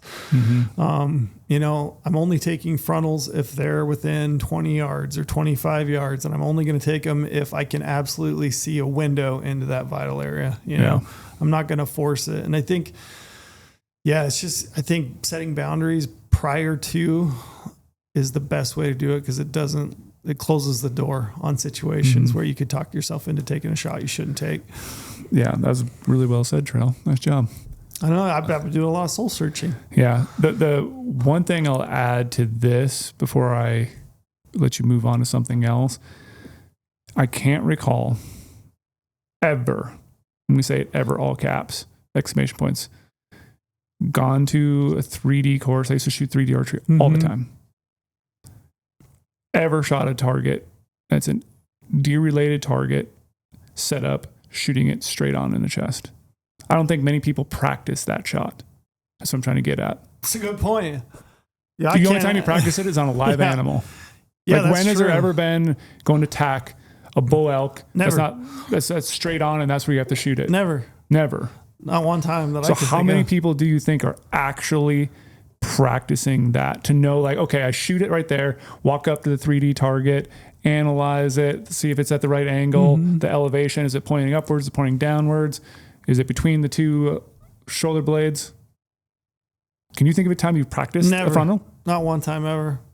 The only time I've ever taken a frontal shot is on an animal. Yeah. Now that you say that, which is, it might speak to the fact that it does feel strange.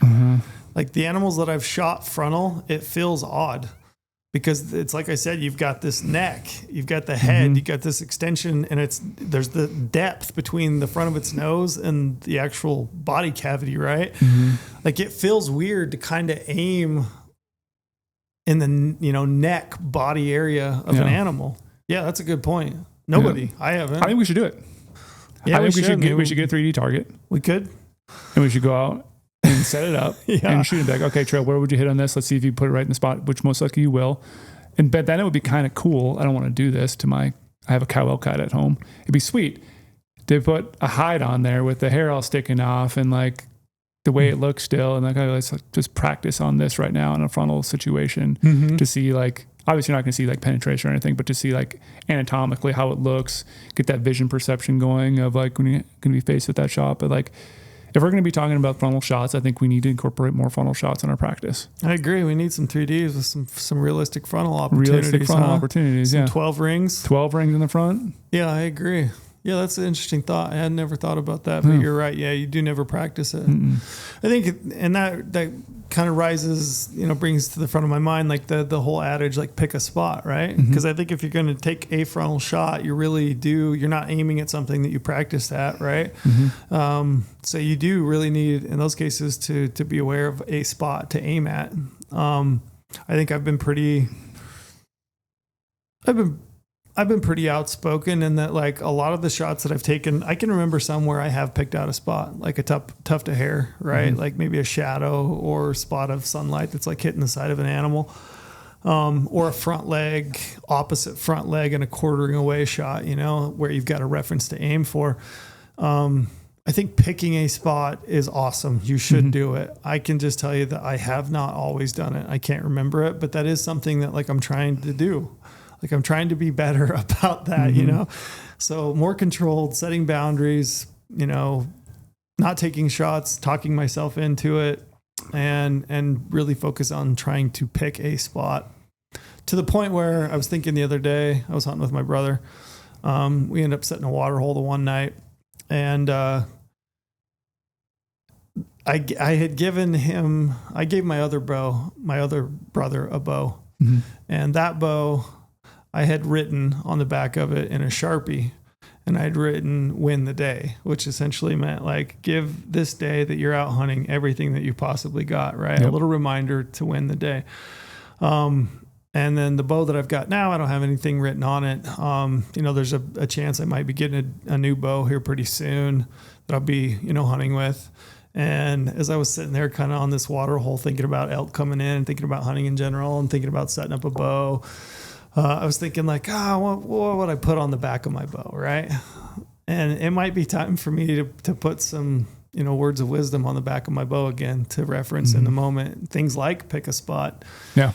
Like I like that sort of thing. Yeah, me too. I think it's great because it's something that you can reference. You look at every arrow that you shoot throughout the summer, and then really in a high stress situation, you can look at that and you get that reminder and you get it built into your psyche. And you look at it. So I was trying to think. So positive reinforcement. Positive reinforcement. Yep.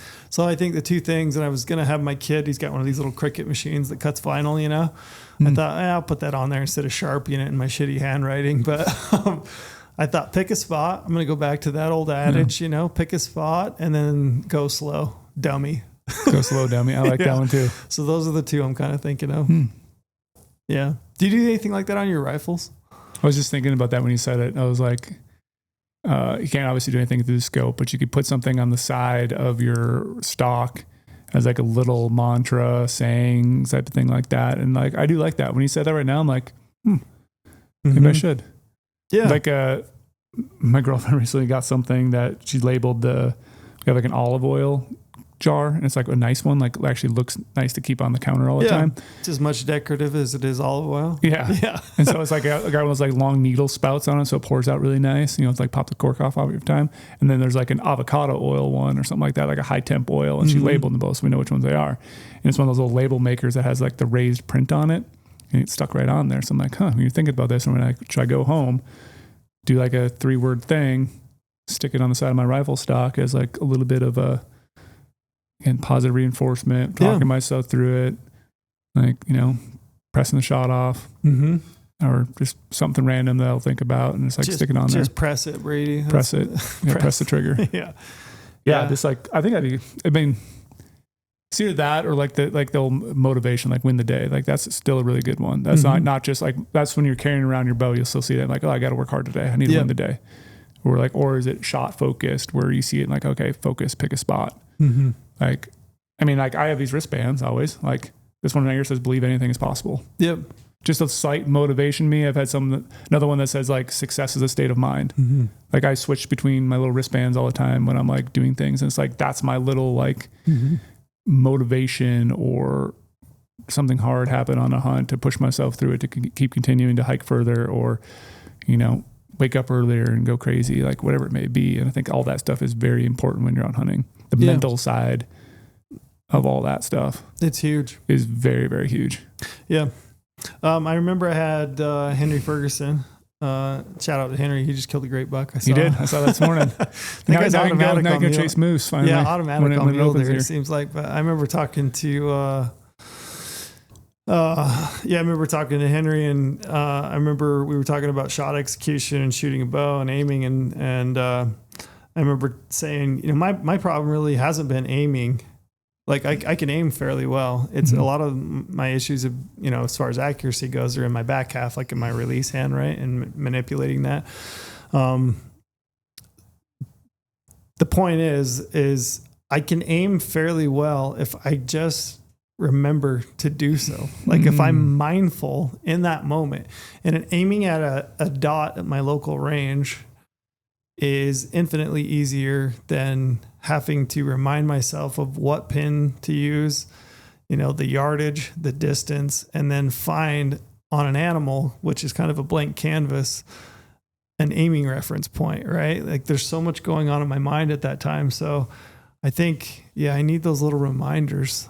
I need something to like bring my focus in those moments, which I don't have to fight that at the local range when I'm practicing, but I do need it in those moments when I'm hunting elk, because my adrenaline, I get buck fever. Like I've killed animals, a lot of them with a bow. And I was thinking about it the other day.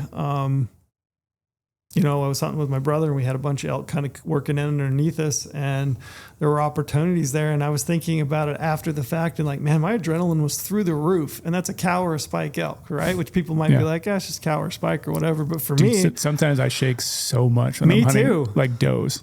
Oh yeah, for sure. Doe whitetails back in the day, like I got so jacked up. Yeah, I get so excited, and when my adrenaline is pumping through the veins, I need something extra to like bring me back in. And I also have needed or will need to have set some like realistic boundaries prior to that so that I just don't have to question it. You know? Some beta blockers. Beta blockers. I do need some beta blockers. That would be good. Calm me down. Pop one of those in once you hear your first bugle. Like, oh, I'm going to get a calm shot today. I got these little performance enhancers. They're going to make it so I can nice and steady. That's it. Yeah, just something a little more mellow. I get too excited. So that's kind of all I had. Anything else that you had? Yeah, I want to touch on something. Yeah. So I can't remember what this app was called. So way back in the day, I had this app on my phone. It was like some like bow hunting simulator app that like showed the you could like manipulate the deer around. You could put the arrow where you wanted it to, and then it would show like all the vitals on the inside. And it went away. I used to have it linked to where it was, and it was like a news piece out of it. It was like way back in the day when like apps were first thing. And but I saw another one's resurfaced lately. I'm not sure when this app came about, but I saw Cliff Gray talking about it. And it's a bow hunt simulator app. This bad thing is it's $3.49 to buy. But again, is that $3.49 that is well worth your time and money invested into it to know things? Like it looks like a pretty sweet app. You can like, you know, add different distances, add yardages, shooting situations, and you could peel back the hide and see where your arrow is going through, what you're going to be hitting. So you could do the frontal on an elk. Gotcha. See what it is. You could do side, quartering to, quartering away, all this stuff. And it seems like a pretty cool tool that someone could utilize. I know we have that target in the back. Quiver. Yeah, it's the Quiver AR. We're using the Quiver AR app. And you could so you could shoot at the target and then turn that app on and point your phone to it. And it's like, I don't know, not augmented reality, but it's like, something wild and crazy. Like you just point it out and it shows your arrow in there and you can see all the vitals and stuff really well. So I think those two are pretty cool. So that bow hunt simulator, having that target and then the Quiver app to be able to look at that stuff. But it's like, there's so many, you know, people always like hate on technology all the time, but like this sort of technology, this educational side, I really enjoy because like you can, again, put yourself in those situations, peel back the layers of the hide to see actually what you're hitting at and like drop a dot like, hey, where was that bull you shot a couple years ago? You know, I want to see exactly where it was. We'll recreate how the animal is turning towards you on the app, where you hit it or thought you hit it, and see what actually is behind there. I think that's just valuable to learn, and knowledge is power, like I always say. And it's like, that's a cool piece of gear. So I think if I was a bow hunter, $3.50, like, what is that? Worth it. Yeah, absolutely. You can't even get a coffee for $3.50 anymore. Yeah. So I think that's cool. I can at the Maverick. Yeah. Zero affiliations with them at all, but I think that it's a pretty cool little deal that you guys can utilize when you're on the field. I actually did think of a couple other things as you were talking that I think are important to note. One of them being, I've had issues over the years actually finding the spot where I shot. So like finding where the animal was. So I'm like, elk was standing here. Elk was standing here. Okay. Yeah. So I've kind of black out afterwards. Yeah. Kind of black out, right? Like I'm so focused on the animal and making sure that I, you know, pick my window and I'm picking a spot and I'm executing a shot that like where they were exactly standing. There's been a lot of times where I've gone down and looked for my arrow and I'm like 15, 20 yards over one direction to the other. I think it's a really good tip to take note of so we're elk hunting, right? You have an elk coming in, you know, range the trees around you. We've talked about that a bunch. You want to make sure that you have a good range as close as you possibly can get it to that animal when you execute the shot, but like take note of like features, right? And as soon as you execute that shot, just take a minute to look after they run off, obviously. Yeah, see that burnt log that's hanging at a 45-degree angle. You shot near there. So try to reference that and try to remember it quickly before you black out. Yeah. My tendency is to like watch the animal, right? So you hit the animal, you watch the animal reaction, you're going to watch which direction it goes. Yeah, you're watching them run off, and then you're like, oh, now I have to go back. Which gap did I shoot through? Yeah, which gap? Which was that by? So I would say even it's a good idea to like pull out your phone and take a photo. And then try to recreate it in your mind. That'll help you find the actual spot where you hit and will help you find your arrow and first blood and then on down the line. But I don't know how many times I've had that happen where I'm like, shit, I can't find out. I don't know where I shot that animal. I don't remember because I was just so focused on, the situation in front of me. That's a really good tip. Yeah. To like, you can even do that, should even do that with a rifle. Mm-hmm. Like where exactly was that animal standing? Obviously if it has snow and it's late season, it's a little bit easier. Yep. But like know where it is. That way we can go over there to look, okay, here's the first tracks. It's the direction it's going. You maybe shot on a ridge and it went off to the other side. Do you, in those terms, do you feel like, let's say you felt like you made a perfect shot, felt great. You walk over there, you can't find the arrow. Mm-hmm. Is that like a really defeating thought for a while? Like you can't find your arrow? Like that's something you absolutely want to be able to find to be able to try to recover that elk. It's nice. Nice, yeah. It's great. It has some reassurance in your head. Ideally you get a pass through, right? Yeah. I do feel better if I find blood, and they don't bleed right away all the time. Like it can take a second, so they may not bleed. You may not have any blood hitting the dirt for like 20, 30 yards. It depends on the shot. Obviously, if you hit high, like high lung, they're not, it's going to kill them. It's going to kill them quick. Actually, high lung will probably kill them as quick as anything, right? But you're not going to get a ton of blood because it's so far up on the, the side, right? So it takes time for that blood to come down the side and actually hit the dirt. So you may not actually find blood for 20, 30, 40 yards, to be honest. But yeah, finding the arrows, like first and foremost, I want to find that arrow. I want to see what it looks like. I want to be able to analyze it. I want to look at the blood on it. I want to see if there's any meat or fat on it. That's like my first step. And then after that, actually finding blood itself and starting to evaluate, like, what does the blood look like? Is there bubbles in it? Is it bright red? Is it, brown and kind of gunky looking? Is it, muscle looking blood, right? And all those kinds of things are going to like help you determine what you do. And I think that's probably a good place to kind of wrap up at least my portion of this. And if you got other things you want to say, but, time frame. Okay. So you shoot. Yep. Kind of my rule of thumb is like a half hour. Like I'm going to get a half hour before I move. Like I'm just going to sit there. I'm going to wait right where I'm at. I'm going to like get my wits about me. I'm going to try to get a general good idea of where I think that animal was standing when I executed the shot. I'm going to look at my maps. I'm going to consider where I saw the animal run. Obviously, unless I heard him like crash or die, right? So I'm going to give it a half hour. Then I'm going to go look for spot where it was standing. I'm going to look for my arrow. And if I can't find my arrow, I'm going to start looking for tracks and blood. Yep. Okay. And then that's going to dictate on what I do with the rest of the blood trail. So if I find my arrow and it's gunky, it looks green and brown and nasty, like it's a gut shot, I would say 12 to 18 hours. So I'm leaving it. You're leaving. You're not even going to go say, hey, maybe I'll go creep over here 100 yards, look over this little hill. Nope. Like backing out. I'm done. I'm done looking any further, and I'm being as quiet as I possibly can, because a lot of time a gut shot animal won't go all that far and it'll lay down, right? This is a good tip. Yeah. So dead quiet, super silent, low profile, even back out if you have to. Like just disconnect yourself from that. Play the wind even, because you don't want that animal to catch your wind again, get up and move off. Like 12 to 18 hours, I would say, for a gut shot, right? Liver, which can be a little bit, it can look slimy too, right? So liver blood is generally, like I said, a dark maroon. And I would say at a minimum, like 4 hours at least, I would say, and maybe longer, just on the safe, to be on the safe side. So again, back out, be mindful of wind and everything. Lung blood, like after a half hour, if it's frothy pink, I'm going to take up the blood trail it out, and I'm going to find my bull within probably 100 yards, 200 yards max.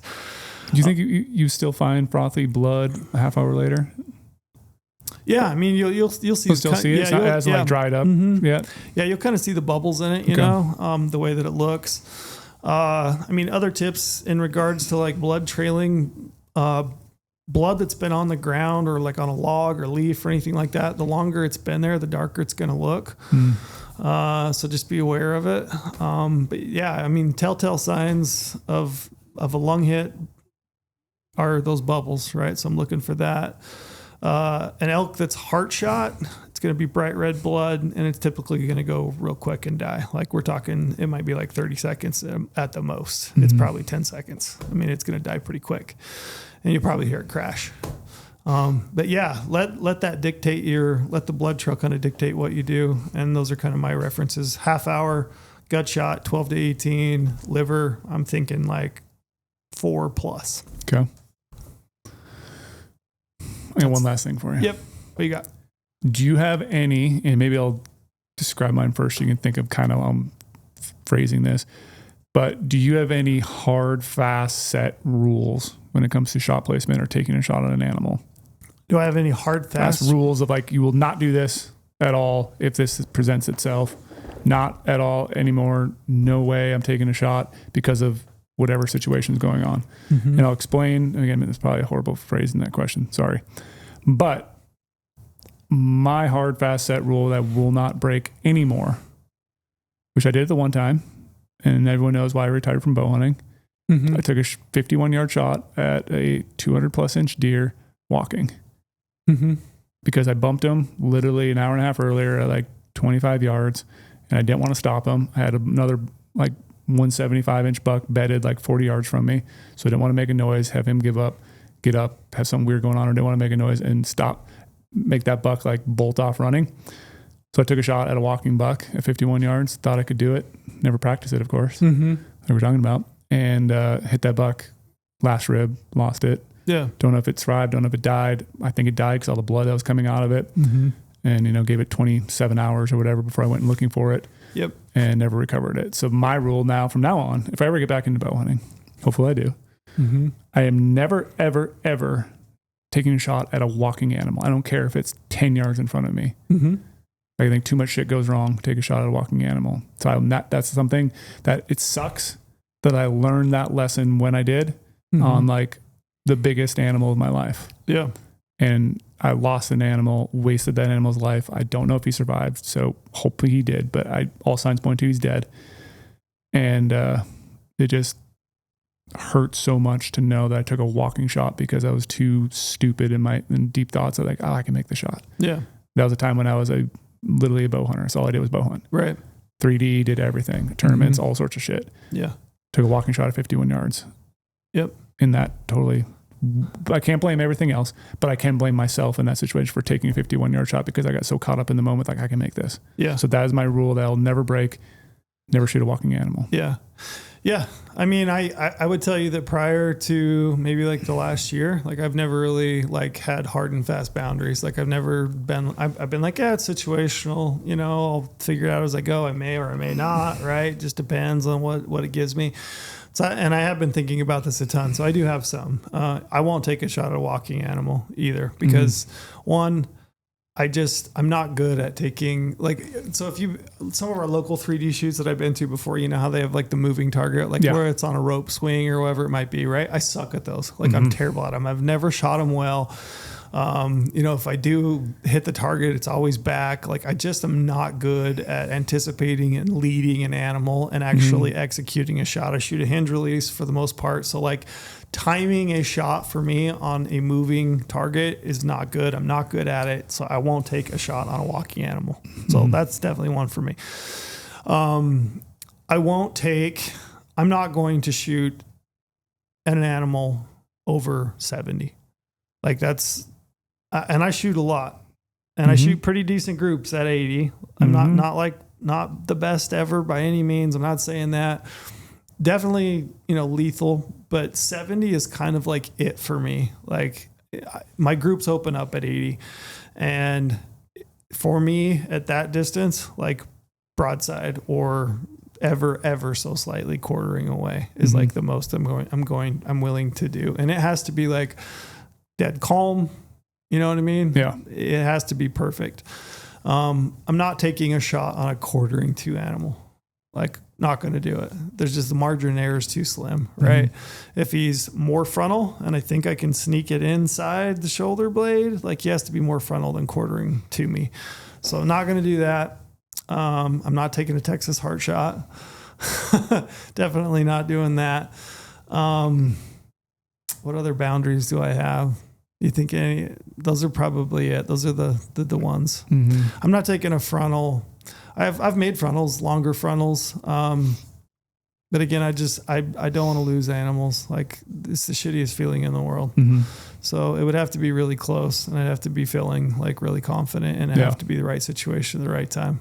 And that one I will kind of evaluate, but I'm going to say 30 yards is probably max for that. Yeah. Yeah, 'cause I just thought of that based on what we were saying earlier about like, I can't remember what you said exactly, but yeah, basically setting boundaries for yourself and having like a soul searching conversation with yourself to figure out something you should live and die by. And then like, yeah, the walking thing to me was just like, that's that one learning moment that I wish I didn't have to learn that way. Yep. I wish it was a better outcome, and I still maybe could have learned from that. Like maybe I recovered it, but realized I shouldn't walk, but like, or take a shot at a walking animal. But yeah, I mean, like we should probably do a rifle version of this. Yeah, we should. Because like I would take a slightly walking shot on a rifle depending on distance. Yeah. Man, I wouldn't. I just can't. I don't know why. Depending on distance, I would do it. And that's why I think a whole nother conversation on this, on the other side of it with the rifle could be kind of good, and like shot placement with the rifle, because like it's important stuff to be thinking about, and to, just be aware about all the times of where you're going to place a arrow, where you're going to place a bullet, like what's it going to do, all the other, maybe I got one more question for you. Does weather have an impact? Weather with arrow flight. Oh yeah, I think rain, like in a downpour. You're gonna hit lower. You're gonna hit lower. Yeah, and it's hard to say exactly how much. Next, you did the video. That's why I just remembered asking about it. Yeah, and I don't think it's due to like your equipment being wet or your strings being wet. I just think it's due to your arrow and your veins cutting through moisture and rain. Yeah, so I think you're going to hit lower. I think it'd be ideally, you should know how much. So that's a great tip. Like if you're in a downpour and by some means you have a bull walk in and you get a shot, like it's probably not a shot you want to take at like 60, 70 yards or even 50 to be honest, because I can't tell you how much it's going to drop. You don't know. Yeah. You don't know if there's a break in the weather out in front of you, the rain, or is it heavier out in front of you because you're in the cover and it's absolutely downpouring where that bull is. What about wind? Is it too windy for certain shots? I mean, I think it depends on like how much you've practiced it and then like how confident you feel. Like I've had shots or opportunities where I've pulled back and it's just been too windy. Like I can't get my pin to settle and I've had to let down. So like if I can't get my pin to settle relatively well, then yeah, it's too windy and I'm not going to take a windy shot. Yeah. It just, that one's a little bit more situational. It's just going to depend on, how the wind feels and what my aim looks like. But it's like I said, I've hunted long enough and I've had enough mishaps that I can tell you that like it's so hard to get within bow range, and you can talk yourself into all kinds of things because you want it so bad. I know it's right there for the grasp. I know you can already taste the stakes. Yeah. It's like success is so close.